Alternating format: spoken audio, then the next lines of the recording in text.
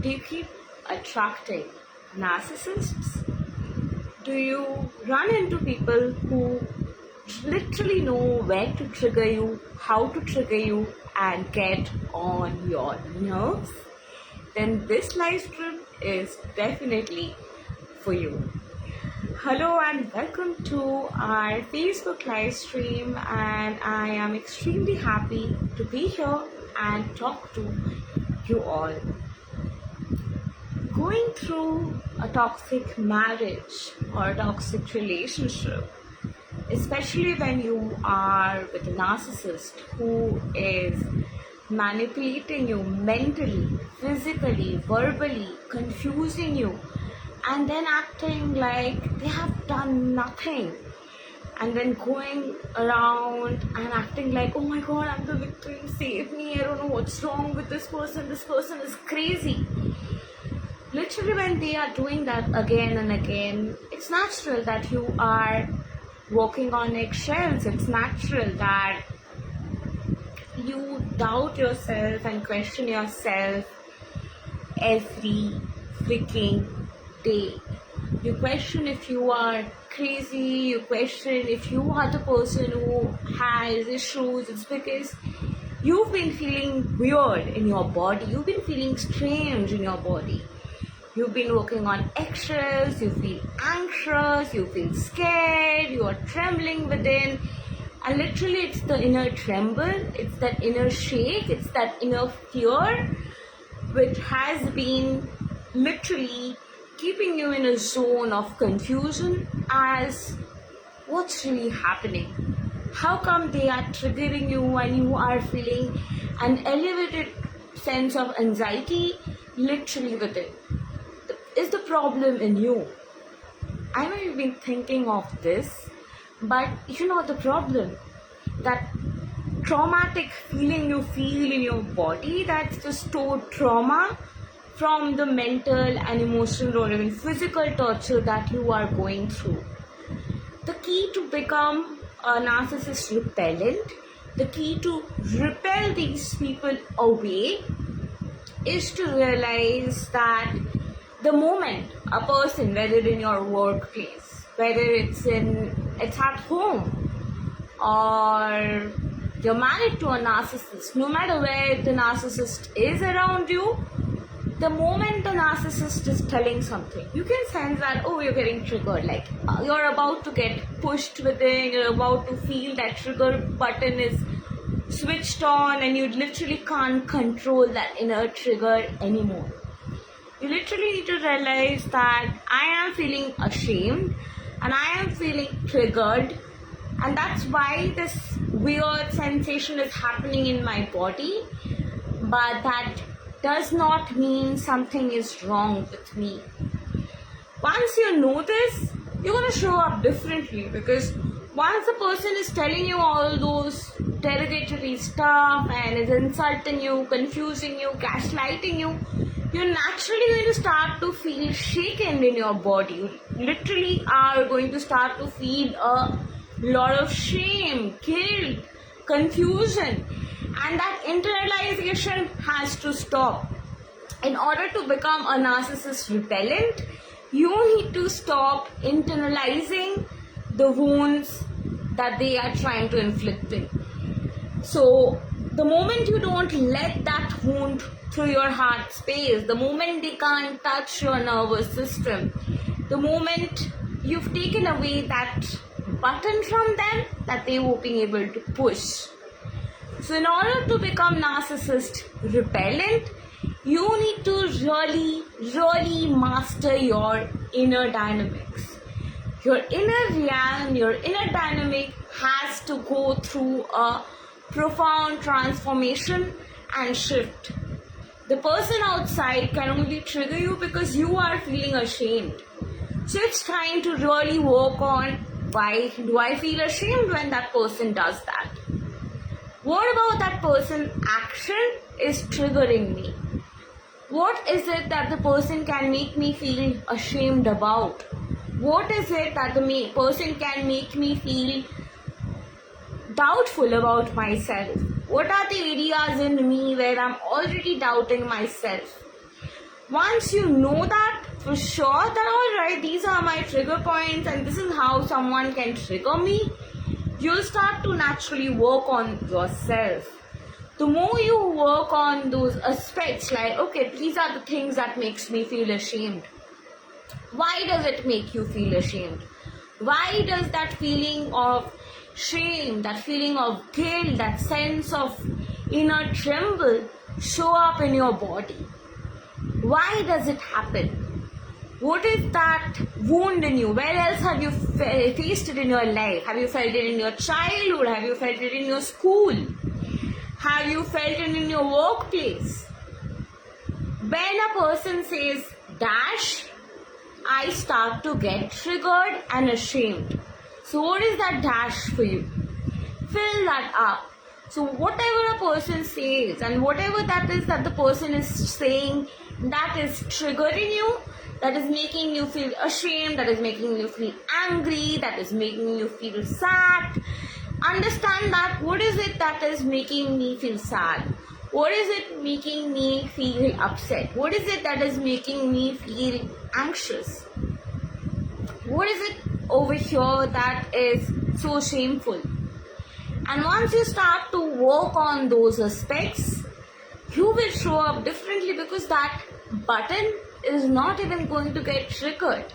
So you're going to naturally show up as your most savage self and dodge their attack in a much different way.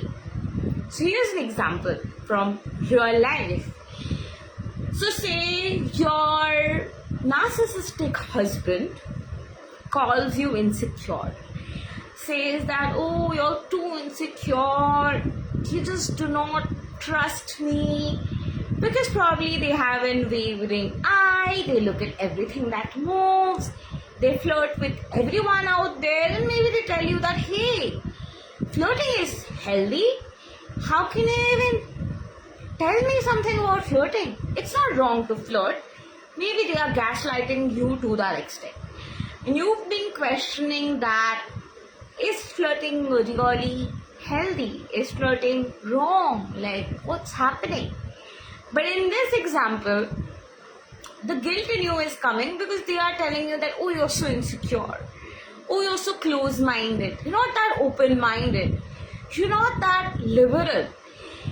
That part is kind of making you feel ashamed. Over there, you are questioning, do I even respect women?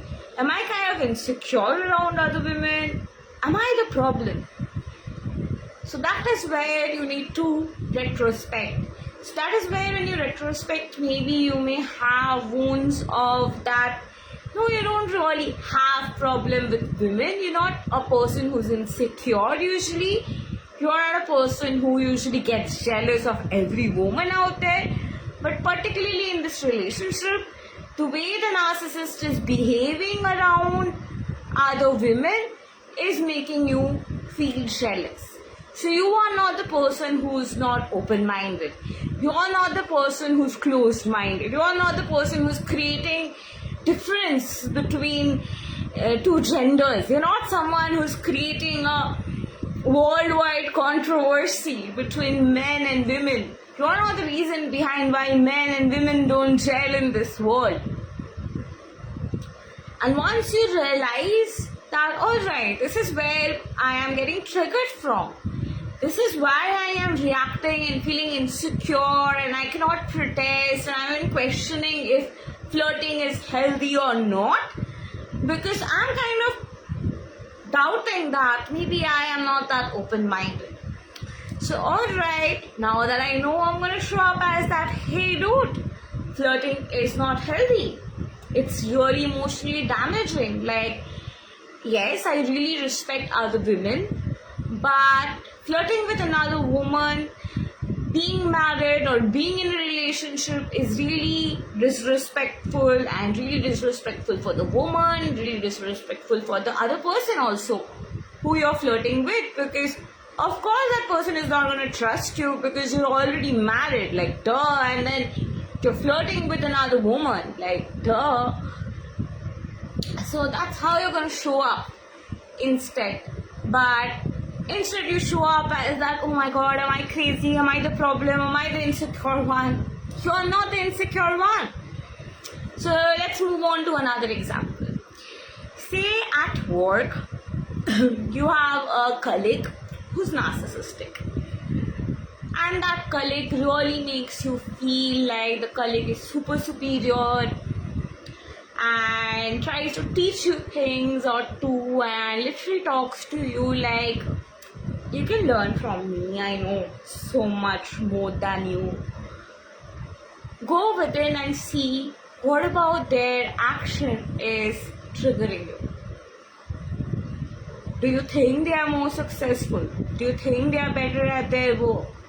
Or do you think that they're just too much and they're just always boasting about themselves, they don't have empathy, and that is the part that is starting to cringe you. That is the part that is starting to get on your nerves. So work on that what about this is cringing me? What about this is getting on my nerves?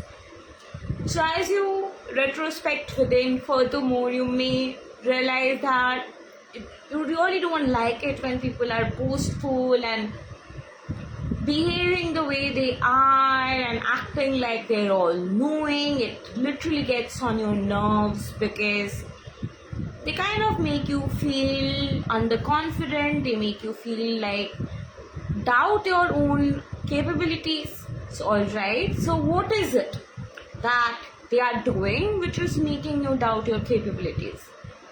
Why are you doubting your capabilities? So maybe you may come out to a point that, alright, maybe that person shows up as more confident. Alright, maybe that person shows up as more boastful. And you cannot really boast that much about yourself. You cannot really show up as that version of yourself because that is so narcissistic. You don't like that kind of attitude when people do that. And it literally starts to get on your nerves. It literally starts to make you feel like something is wrong. And every time you react and every time it cringes you, that's kind of because maybe you want to talk more about yourself without feeling like you're a narcissist. So without internalizing that you're a narcissist, when you are talking about yourself, when you're coming off as boastful, when you are sharing what you have undergone, when you are coming up with it, when you are processing it, and you're realizing that, alright, this so and so person is more boastful, is this way, which I don't like.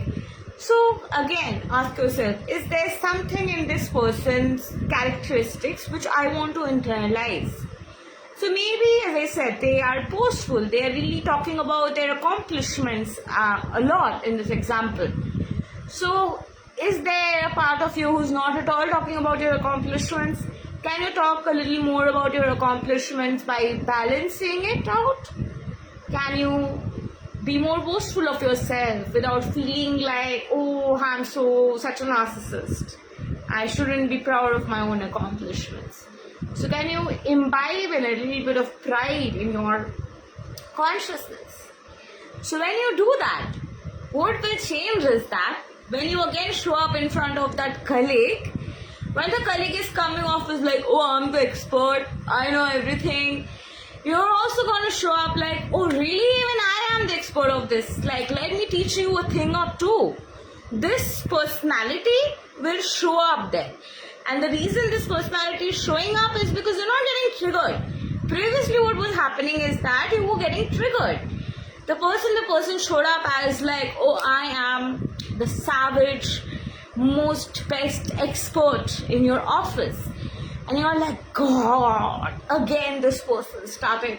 How can this person act like this? We're in the same team, we have the same qualification. Why does this person act like this?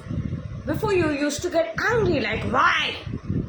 But because you have processed and done the inner work, and you've gone within and retrospected, like, why is this triggering me, bro? Like, hold on. What about this is so cringy? What about this is so getting on my nerves?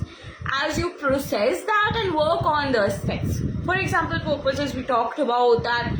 The example of maybe you don't boast a lot about yourself, maybe you're not that good about talking about your accomplishments, and whereas the person is always talking about their accomplishments. So if there is a thing or two you want to imbibe in, that could be you will talk a little more about your accomplishments and feel a lot more boastful. So since you are feeling more boastful, since you are feeling like, oh, I am confident, I'm good enough, that psychology will play in your consciousness. So naturally when you show up, you'll be like, hey, I'm also an expert as much as you are. So of course you're going to say that, but you're going to show up differently. You're going to talk about the things differently. So when they are telling you something, instead of listening to them and letting them get on your nerves, you will be getting into the conversation and talking to them like professional to professional. Let's talk. And that's exactly how you become narcissist repellent. The key is within. Inner work is the key. Here's another example of covert. Like, say you are with a person who is jealous, who's a friend. This in fact I'm telling you from a personal experience story. Say you have a friend who is very jealous of you, and right in front of your eyes, that friend starts to pretend to be you. Like, say you're an empath, you connect to being an earth angel, you connect to spirituality, you are always talking about energetics, you're always talking about manifestation. They're going to come in front of you, and even if they are not from the same profession, they will come in front of you and be like, oh, manifestation, oh, I know so much about manifestation. Like, oh, this is not how you manifest, you're not doing technique. Oh, you can't tell me how manifestation works. I know manifestation, I do 555 technique, 666 technique, I do 777 technique. You don't tell me. I've been wearing crystal. What do you know? You're a professional, you don't sell crystal. How come? What are you doing? What technique do you use? Oh, you don't know you use techniques? I use this technique. But maybe that's not even their profession, and they are full-fledgedly aware that this is your profession. But they're going to talk to you like they know more about your profession. And it can get on your nerves. It happened with me. I have gone through this experience. So in this very example, I went within and I retrospected that what is it that is triggering me here? And literally when I started to retrospect more, I started to realize that, okay, she could trigger me because I was not vocalizing the fact that I'm against toxic positivity. Manifestation doesn't mean that you're always love, light and truth, and you're sitting with a candle and you're like casting spells away and bursting your molecules.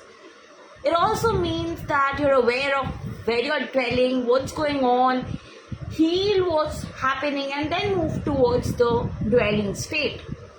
And that is something I strongly believe. But I could not tell that to her in that moment like an expert. Instead, I felt terrible.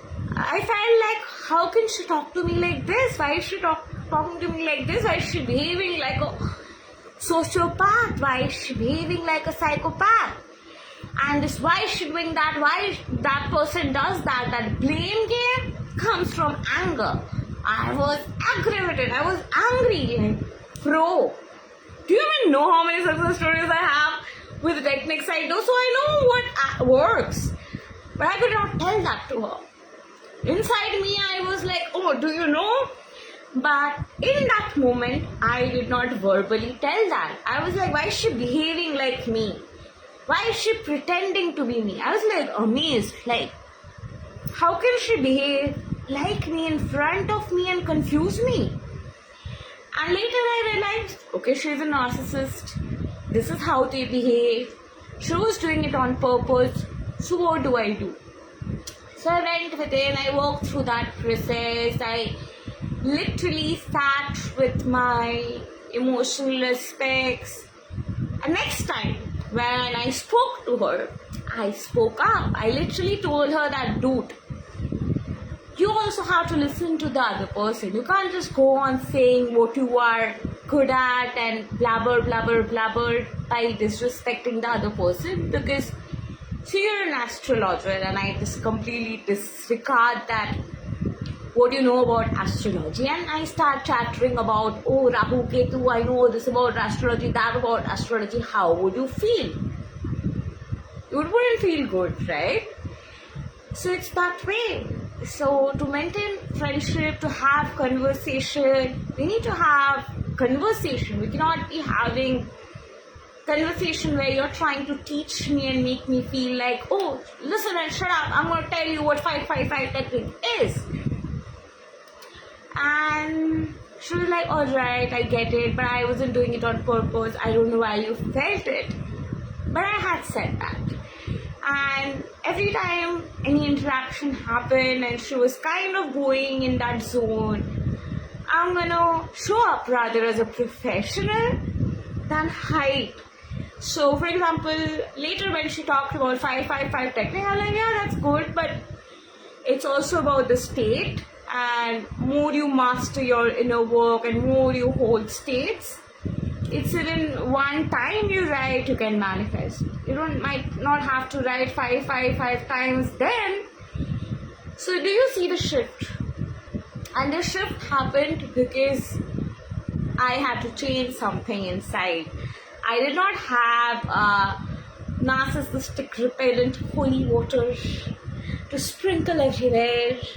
I did not literally have some power coming on me which just gave me an armor to fight with the narcissist and become a narcissist repellent. But I had to change what was happening inside me. That trigger button had to shift. The inner trigger button has to shift gears. Your inner trigger button is where you are getting triggered.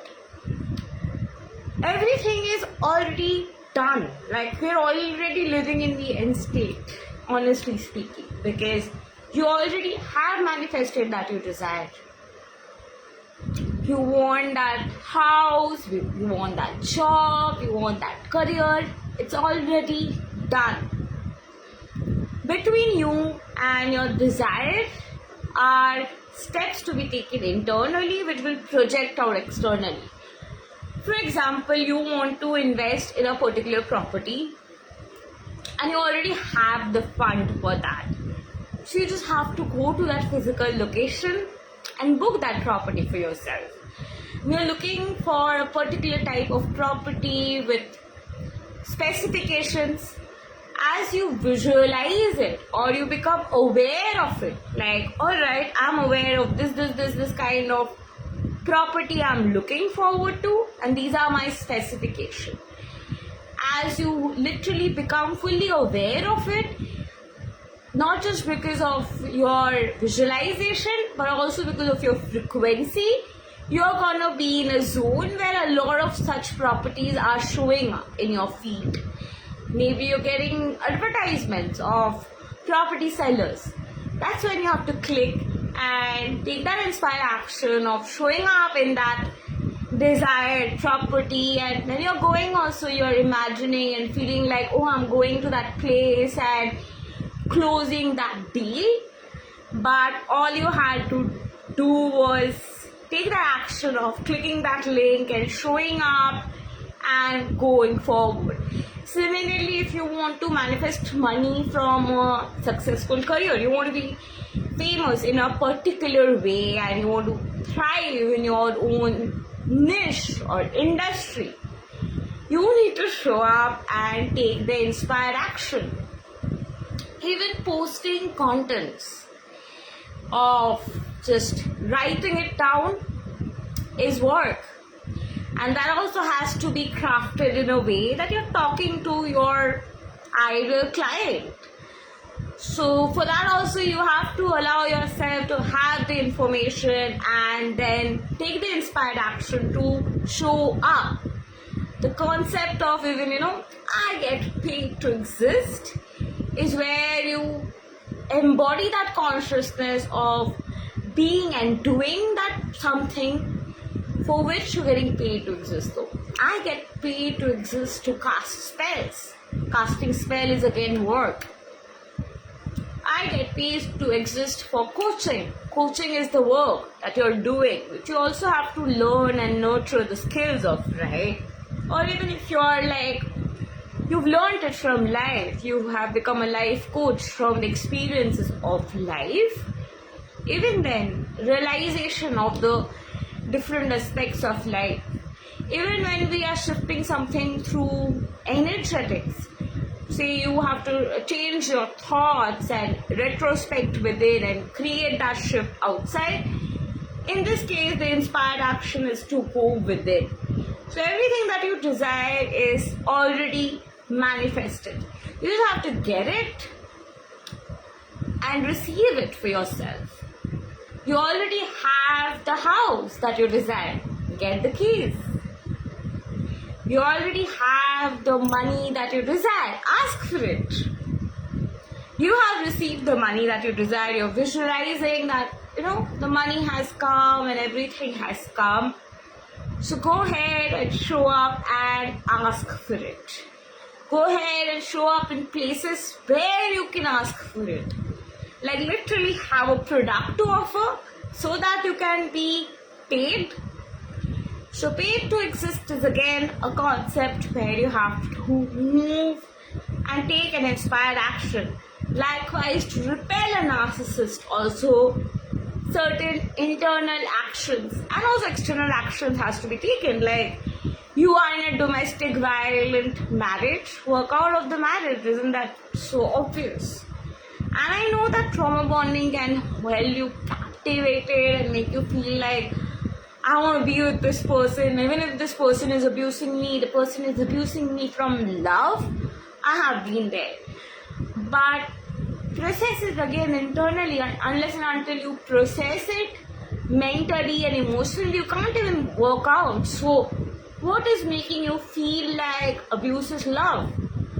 Whereas have you seen abuse? I was coming from it because my father was physically abusive towards my mom. So I grew up seeing that women get beaten. So when my ex was beating me up, I was like, oh no, he will change later on. He didn't mean it. He's just doing it because he's going through an issue within. So he's taking that out on me. And that's the kind of shit we say. And we say it because of lack of awareness of trauma, and that shaky feeling of trauma in our body starts to guilt trip us. And it's the internal guilt, internal shaking sensation that makes you take up half the wrong decision. So if you are taking rash decision as like shopping everything possible out there to feel good for that dopamine rush, it's again because there is something internally you're feeling that's bothering you. So trauma is not the event that happened. That was a traumatic event. But trauma is that aftermath, that energy that gets stored in your body, that pain in your stomach, your headache, your chest pain, your trauma can get stored in your spine, in your belly. Anyway, yesterday in fact I was on one-on-one session with a client and I just suggested her somatic sensory movements because she has trauma stuck in her spine area, and that has to be moved out of your body, that has to be crushed out. And more you dwell within and see the aspects where you're holding on to the pain, understand why you're holding on to the pain, the more you will be able to retrospect what's happening within.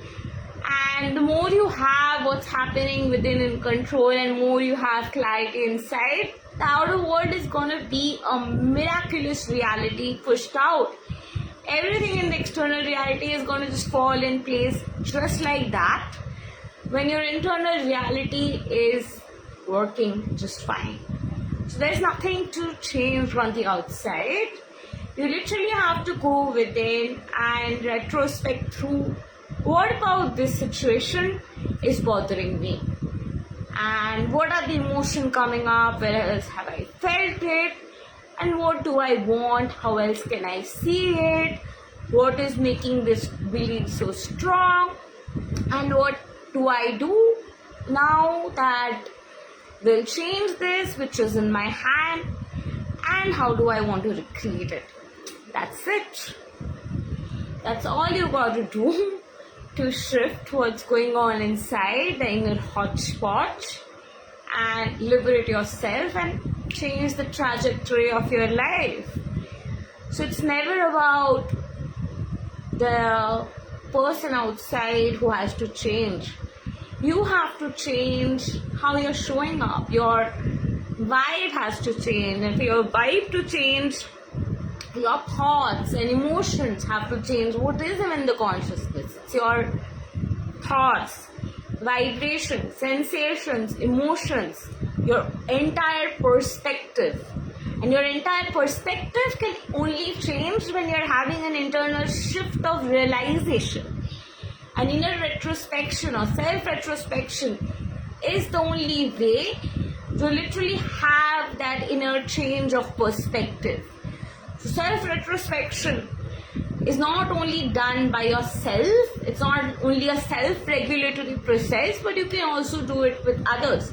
A coach usually who is specialized in these kind of niches, like me, knows exactly what to ask you and what to tell you to tweak and shift what's been holding you back much faster. Because we have been doing inner work religiously for years. I personally have been doing inner work since childhood because I grew up in a narcissistic abusive family and I had started to self-retrospect even before I knew self-retrospection was a thing. And that is what kept me going, and that is what has been my life savior. So I kid you not how much your life can change through self-retrospection. So literally sitting with your inner sensations, understanding the internal messages, aspects in your body, the inner realizations, they lead to transformations on the outer reality. Manifestation happens through your assumptions, right? So your assumptions, beliefs, thoughts, emotions, sensations, they're all happening inside. So what has to shift is your perspective. And to change your perspective, you need to master the art of asking good questions within and literally working on every emotional layer, every thought process, understanding and realization. And not only that, this process also accelerates your inner depth, increases your soul gifts, keeps you more connected to yourself, regulates your nervous system, balances your hormones, so naturally makes your life disease-free. Because stored trauma is why diabetes happens, cancer happens, gastroenteritis diseases happen, IBS happens, arthritis can also happen because of stored trauma. Pain can get stored in any form because energy cannot be destroyed, it can only change from one form to another.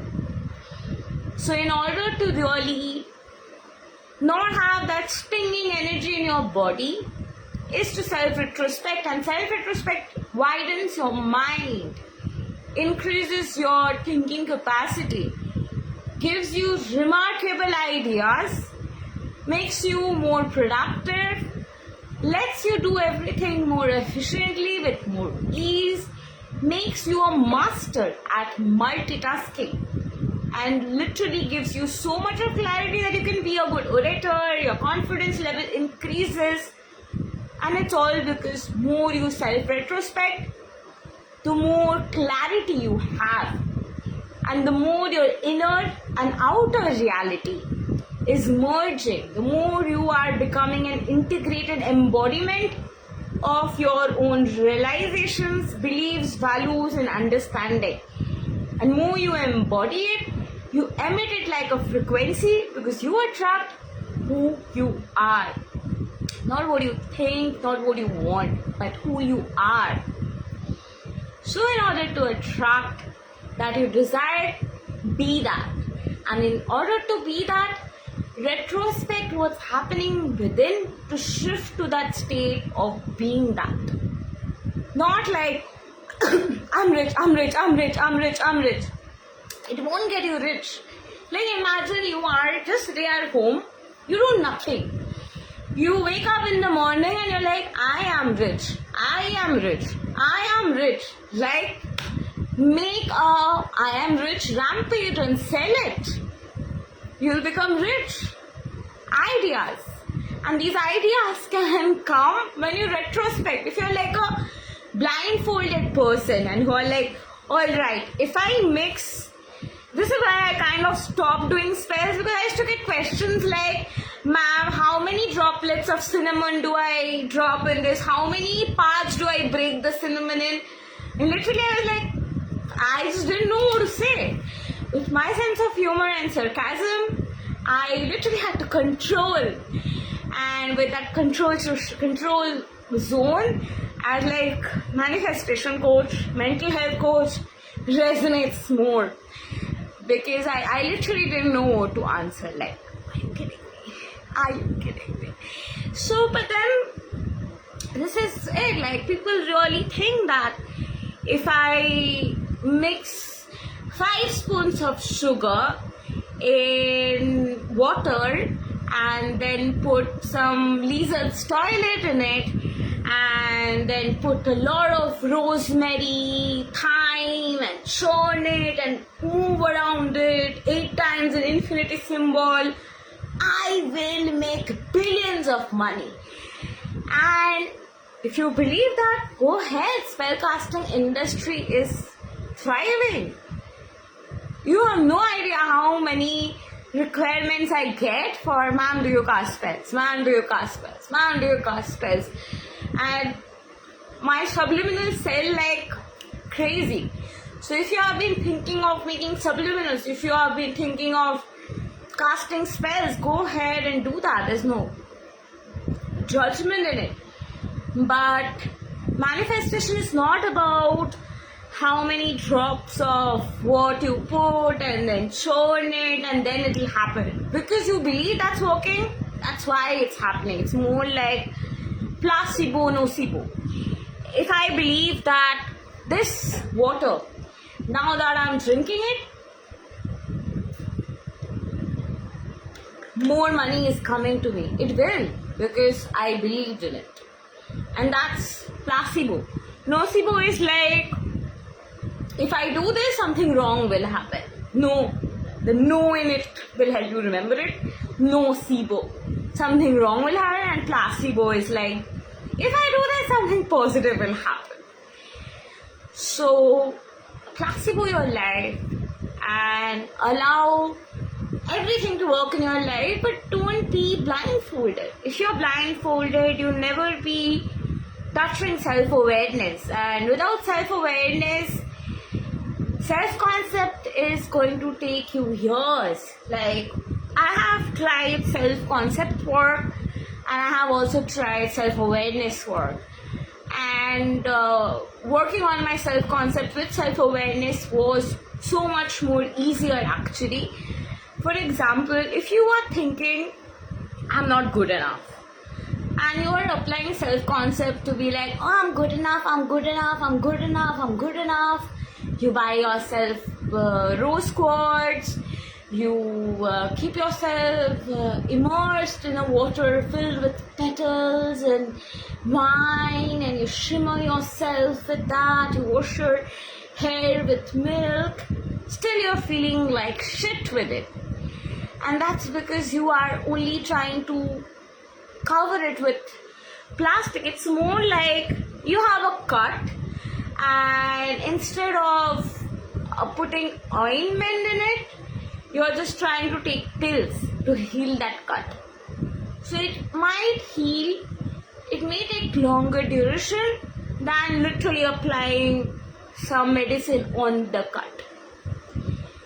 So your cut has to be taken care of, and also you have to take the medicine. Though both have to simultaneously happen. So self-awareness and self-concept can go hand in hand. Like, you can affirm I'm worthy, I'm amazing, and at the same time retrospect within. Like, why do I think I'm not worthy? What is that reason why I'm questioning myself? What are my strengths? What are my weaknesses? What is making me focus more on my weakness? Why am I not being able to focus on my strength? Did any of my parents or at school was I made to feel like this? Was I made to feel like this at my workplace? What is it that caused this state of consciousness in me where I keep on doubting myself? Do I really doubt myself, or there are aspects of me that I doubt? What about myself am I not feeling confident about? Or am I feeling confident, or I just want to hear more that I'm confident. It feels good when I act all modest that I'm not good enough, because people will say, oh no, you're good enough. Is it that psychology play? So more you retrospect, you get to know yourself better. You become a better friend with yourself. More your self-accountability level increases, the chances are higher that you can master being good at everything. You can learn new crafts. You can improvise on what you already know. The moment you start to become more accountable and start to retrospect within. So self-retrospection is the key. The more you ask such questions, you become narcissist repellent. You can manifest more money, you can manifest more transformation, your inner depth enhances. You start to feel more connected to your most authentic sense of self. Your inner molecules feel nourished, your nervous system stays regulated, your emotions are balanced. So there's like only endless reasons why go within and ask questions that will change your life. And along with that, wear your rose quartz crystal. Along with that, affirm that I'm worthy, I'm amazing. Along with that, placebo it with spells. Along with that, do shamanic rituals. But retrospect within first. Retrospection is the most craziest form of magic. Even when I am doing deep immersive shamanic healing, where I get loads of results and I have like 7300 plus success stories at this point, I am taking my client within. Whenever we are talking about tapping the Akashic records, we are again tapping within in that subconscious realm of your sensations. The way to unravel and unlock your superpower is also by going within and retrospecting the awareness coming up to unfold. And it is through that retrospection, better realizations start to fold in your reality. So if you are a person who is literally attracting narcissists everywhere and you run into narcissists every other day, today you learned how to become narcissist repellent. Go and check that what is the button within that this guy can trigger. What is the button and what is the functionality happening within which is automating the button to be in place and be fully functional. and most importantly, retrospect and realize what's going on. And more you do that, the external reality is bound to shift. Thank you and love and light to you. Have a wonderful day ahead, and if you would like to reach out to me and book a one-on-one quantum integration session and transform your health-wealth relationship and become more confident and repel narcissists through self-retrospection, inner healing, access consciousness clearing, and shamanic healing with some Reiki, you need to go ahead and book your first 90-minute session on my website. In the description you will find the link, and if you want to book a discovery call and find out what the hell I do, get to know me before you book a session, go ahead and book a complimentary session. The details are attached in the description. Go ahead and take the action of investing in yourself, and let's self-retrospect and unravel more aspects within so that you don't start running into narcissists and you start to feel more regulated within. You feel like the savage self, and you literally can show up with instant confidence. And the more you do this inner processing and master it, you'll show up differently around people. You can instantly regulate yourself then and there and retrospect what's going on and show up from a different vibe once you master this part. And this part is of magic. This is the part that changes your assumption in a second, because law of assumption is assumption, right? So I am triggered, I don't feel good within assumption, baby. So to shift that, you need to tweak the assumption. So what all am I assuming here? What are the assumptions that's holding this assumption? How can I imagine this differently? How can I assume this differently? And what is making me continue to assume it in this way? That I am getting paranoid by what I am experiencing. So once that perspective changes, nothing outside can trigger that button, because you will already know what to do with that button so that it cannot be pushed. Thank you and love and light to you. Have a wonderful day ahead and love you all.